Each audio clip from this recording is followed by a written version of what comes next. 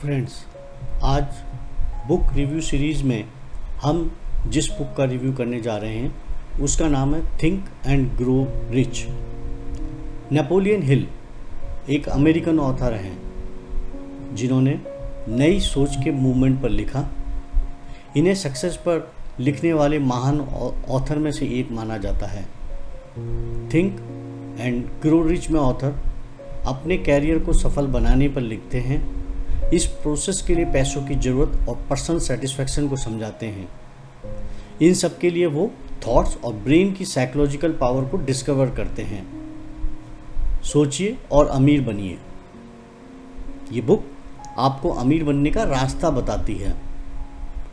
13 step जो अमीर बनने की दिशा में उठाने हैं, इनकी बात इस किताब में की गई है। अमीर बनने से ऑथर का मतलब सिर्फ पैसा कमाने भर से नहीं है। यहाँ पर अमीर बनने का मतलब है आप जो भी काम करना चाहते हैं उसमें आपको सफलता मिलेगी। इन 13 स्टेप्स के बारे में हम डिटेल में बात करेंगे। बुक की शुरुआत विचारों को लेकर होती है। अगर आपके पास एक दमदार विचार है तो आप कुछ भी कर सकते हैं। सोचकर कुछ भी किया जा सकता है। हमारा ब्रेन जो सोच सकता है वह कर भी सकता है। ऑथर यहाँ बताते हैं कि असफलता का जो मूल कारण होता है वह होता है टेम्परेरी हार के साथ मैदान छोड़ देना। अगर आप डटे रहते हैं तो आपको सफलता जरूर मिलती है। First step, burning desire. सभी उपलब्धियों का शुरुआती कदम होता है सफल होने की इच्छा। यही हमारा पहला कदम है। यहाँ पर लेखक कहते हैं कि इच्छा ही सब कुछ है। दौलत निश्चित रूप से आती है, मगर उसे हासिल करने की इच्छा हो, ऐसी इच्छा जो हमारे दिलो दिमाग पर हावी हो जाए, ये एक स्थायी मानसिक अवस्था बन जाए, फिर इसके पीछे लगन से जुटकर उसे हासिल किया जा सकता है। हमारी जो प्रबल इच्छा होती है वह मूर्त रूप लेने का रास्ता खोज लेती है। इस बारे में लेखक कहते हैं कि उनका एक बेटा जन्म से गूंगा और बहरा था। डॉक्टरों ने कहा था वह कभी भी ठीक नहीं हो सकता, लेकिन नेपोलियन हिल और उनकी पत्नी की प्रबल इच्छा थी कि वह बोले, और फिर कई सालों के बाद ऐसा हुआ भी। यहाँ लेखक अपनी प्रबल इच्छा की ताकत बताते हैं, जिसके चलते उनका बेटा पूर्ण रूप से स्वस्थ हो गया। ब्रेन की कोई सीमा नहीं होती सिवाय उन सीमाओं के जिन्हें हम मान लेते हैं। सेकंड स्टेप, फेथ, आस्था, जो हमारी इच्छाओं को हासिल करने का विश्वास देती है। पॉजिटिव भावनाओं में जो असक्त भाव होते हैं वे 3 तरीके के होते हैं: फेथ, प्रेम और वासना। आस्था का मतलब है हम बार बार सबकॉन्शियस माइंड को निर्देशित करें इच्छा के प्रति, अपने लक्ष्य के प्रति। अगर हमारे अवचेतन मन में आस्था ने घर कर लिया तो उसे सच साबित होते कभी देर नहीं लगती। अगर निगेटिव बातें हम अपने दिमाग में भरेंगे तो उसके निगेटिव परिणाम ही होंगे। यदि पॉजिटिव निर्देश हम अपने दिमाग को देंगे तो उसके पॉजिटिव परिणाम होंगे। आपका जो भी लक्ष्य है उसे लिखें, उसे बार बार दोहराएं, ताकि उसका एक क्लियर पिक्चर आपके दिमाग में बन जाए। जैसे कि आपको कोई बंगला बनाना है तो उसका एक क्लियर चित्र आपके दिमाग में होना चाहिए। आपका ये ड्रीम हाउस कैसा होगा, किन किन सुविधाओं से युक्त होगा। Third step, auto suggestion. आत्म सुझाव का मतलब है खुद के दिमाग को समझाना। आप जो भी हासिल करना चाहते हैं उसे अपने सबकॉन्शियस माइंड यानी अवचेतन मन में कैसे डालें, इसके लिए यहाँ नेपोलियन हिल 3 सुझाव दे रहे हैं। पहला, अपने लक्ष्य को एक कागज पर लिखें। दूसरा, इसे 7 अलग अलग जगहों पर बैठकर दोहराएं। तीसरा, इस काम को सुबह और शाम दोनों समय पर करें। आपको ये भी ध्यान रखना है कि आप जो शब्द बोल रहे हैं वह भावपूर्ण होने चाहिए। बिना भावों के आपका अवचेतन मन उन बातों को कभी नहीं मानेगा। हर मुश्किल, हर असफलता, हर दुख में इसके बराबर या इससे भी बड़ा लाभ छुपा होता है। फोर्थ स्टेप, स्पेशलाइज नॉलेज, विशेष ज्ञान या व्यक्तिगत अनुभव। आपने जो टारगेट चुना है उसे हासिल करने की नॉलेज आपके पास होनी चाहिए। अगर आपके टारगेट को हासिल करने का ज्ञान या अनुभव नहीं है तो इस कोरी कल्पना का कोई फ़ायदा नहीं होता। अगर आप एक सॉफ्टवेयर डेवलपर बनना चाहते हैं लेकिन आपको कंप्यूटर या प्रोग्रामिंग लैंग्वेज नहीं आती तो आप उसे नहीं कर पाएंगे।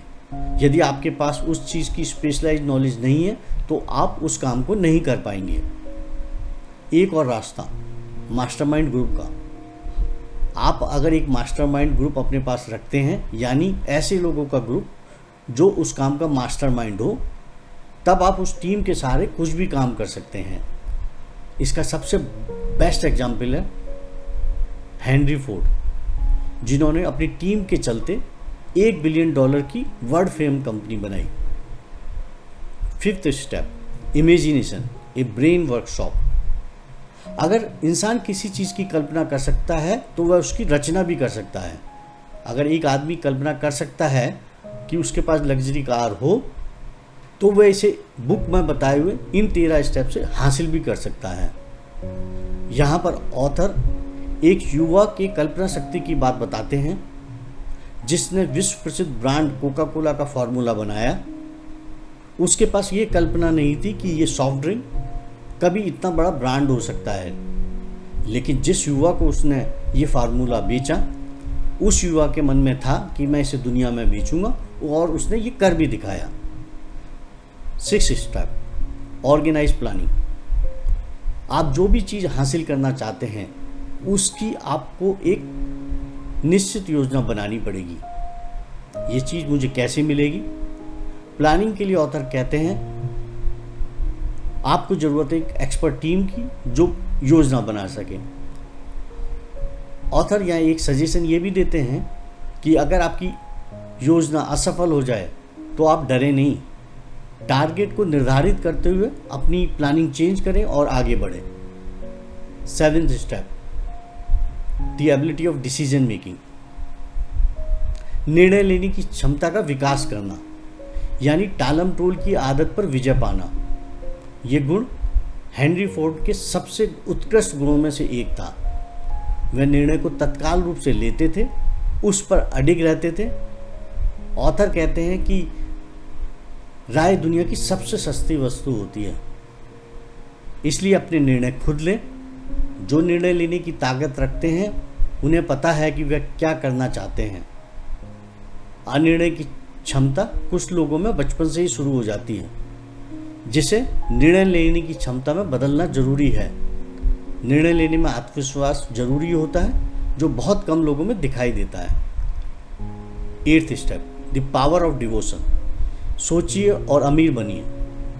द पावर ऑफ डिवोशन यानी लगन की शक्ति। लगन के पीछे कोई बहुत बड़ा अर्थ नहीं छुपा हुआ है, लेकिन ये गुण इंसान के लिए उतना ही महत्वपूर्ण है जितना स्टील बनाने के लिए कार्बन। आज हम आधुनिक युग में टेक्नोलॉजी और इंडस्ट्री में सफल हुए लोगों पर नज़र डालें तो हम देखेंगे उन सभी व्यक्तियों में एक कॉमन क्वालिटी है, उन सभी को अपने काम में लगन होती है। नेपोलियन हिल बताते हैं लगन को कैसे विकसित किया जाए। उसके लिए आप 4 रास्ते अपना सकते हैं। पहला, लक्ष्य यानी फिक्स गोल। दूसरा, निश्चित योजना, ए गुड प्लानिंग। तीसरा, ए पॉजिटिव दिमाग, a positive mind. Fourth, a very determined group, एक या अधिक लोगों के साथ गठबंधन जो हमेशा आपको प्रोत्साहित करे। यहाँ लेखक का मतलब है मास्टर माइंड ग्रुप से। 9th step, improve self power, स्वयं की शक्ति को बढ़ाना। स्वयं के ब्रेन की शक्ति को कैसे बढ़ाया जाए, इस बारे में ऑथर कहते हैं अगर आपके पास ब्रेन पावर है तो आप सब कुछ हासिल कर सकते हैं। बिना पावर के आप कितने भी प्रभावशाली योजना क्यों ना बना लें, उसमें आप सफल नहीं हो सकते। अमीर होने के लिए पावर का होना बहुत ज़रूरी है। अब बात आती है कि ब्रेन पावर को कई गुना कैसे बढ़ाया जाए। यहाँ नेपोलियन हिल एग्जाम्पल देते हैं बैटरीज का। अगर एक बैटरी की जगह कोई बैटरी का समूह बनाकर पावर जनरेट की जाए तो बहुत ज़्यादा पावर प्राप्त होगी। यानी जब एक से अधिक दिमाग एक साथ काम करेंगे तो आपकी शक्ति में अपने आप इजाफा हो जाएगा। यहाँ पर ऑथर बात करते हैं टीम वर्क की। 10th step, sex transmutation. Sex energy का ट्रांसम्यूटेशन मतलब एक तत्व या ऊर्जा का दूसरे रूप में बदलना।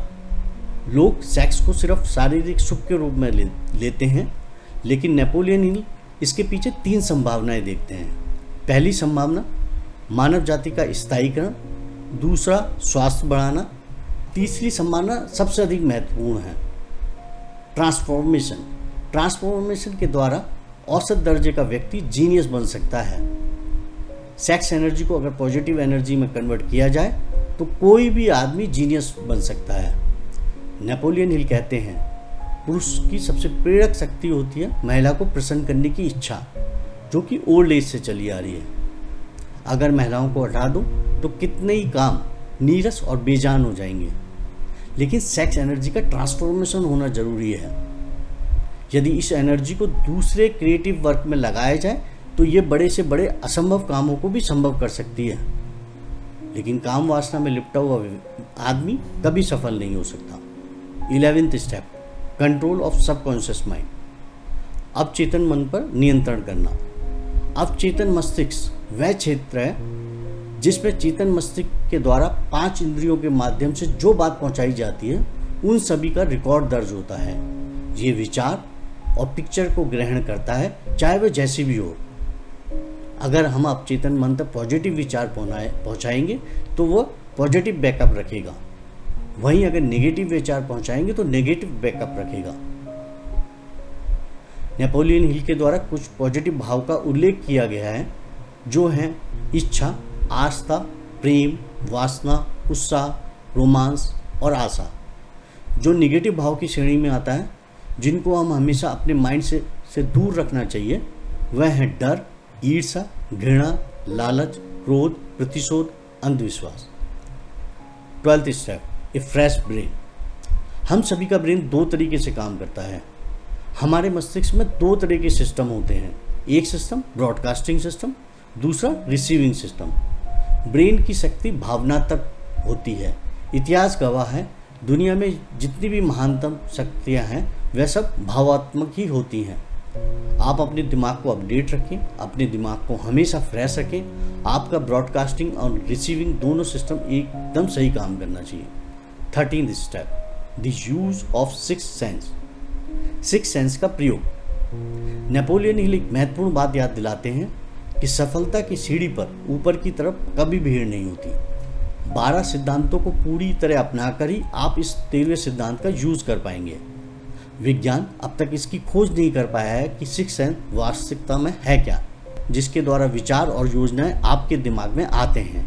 इसका प्रयोग दुनिया में बहुत ही कम लोग जानते हैं।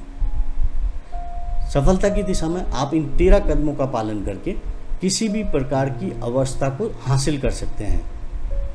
आपने इसे सुनते समय ये महसूस किया होगा कि आप मानसिक प्रेरणा के उच्च स्तर तक उठ गए हैं, और यही इस किताब का लक्ष्य भी है।